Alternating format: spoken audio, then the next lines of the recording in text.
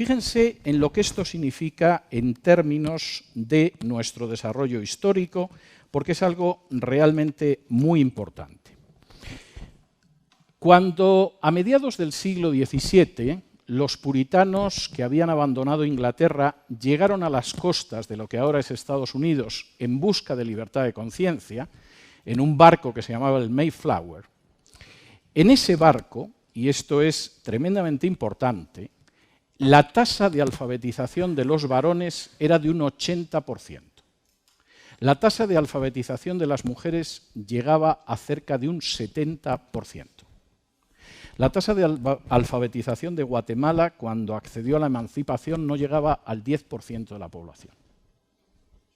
Y, por cierto, tengo que decir que en España no era mejor. No piensen que en la parte de España que estaba a este lado del Atlántico la gente era más analfabeta. No, tenía la misma tasa de analfabetismo de la España de la Contrarreforma que estaba al otro lado del Atlántico.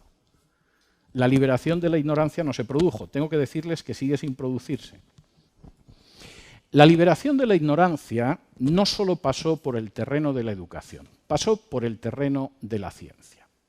Y esto es algo tremendamente interesante, porque la Reforma, como han reconocido filósofos e historiadores de la ciencia, como Thomas Kuhn o como Whitehead, impulsó la revolución científica que conocemos en la actualidad.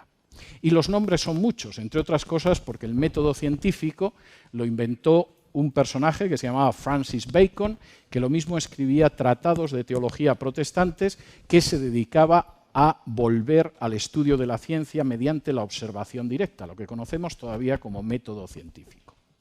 Francis Bacon fue un personaje que no era enseñado en España todavía en el siglo XVIII.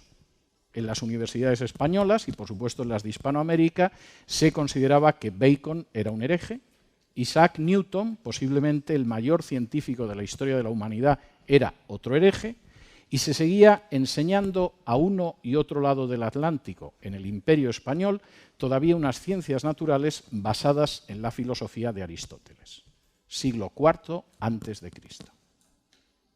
No debería de extrañarnos, por lo tanto, que personajes de lo más diverso, como Dalton, como Kepler, como Linneo, como Faraday, que por cierto sentó las bases para que ustedes ahora mismo puedan tener un teléfono móvil, tengan acceso a Internet o cuenten con un ordenador personal, aparecieran en el territorio de la Reforma y no en el territorio de la Contrarreforma. Y por cierto quisiera decirles que esa diferencia sigue todavía siendo tremenda.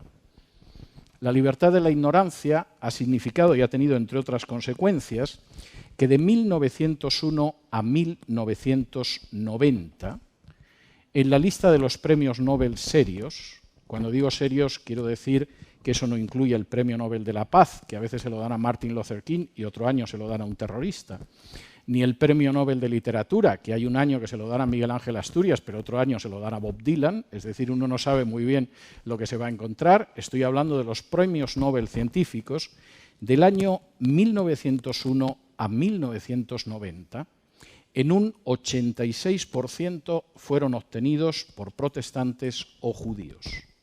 En el caso de los judíos, el 22%.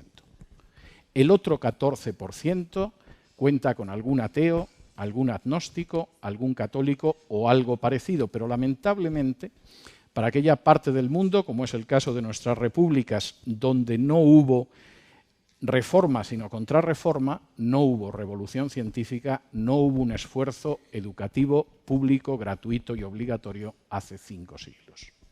La libertad de la ignorancia seguramente es una batalla que todavía tenemos que librar.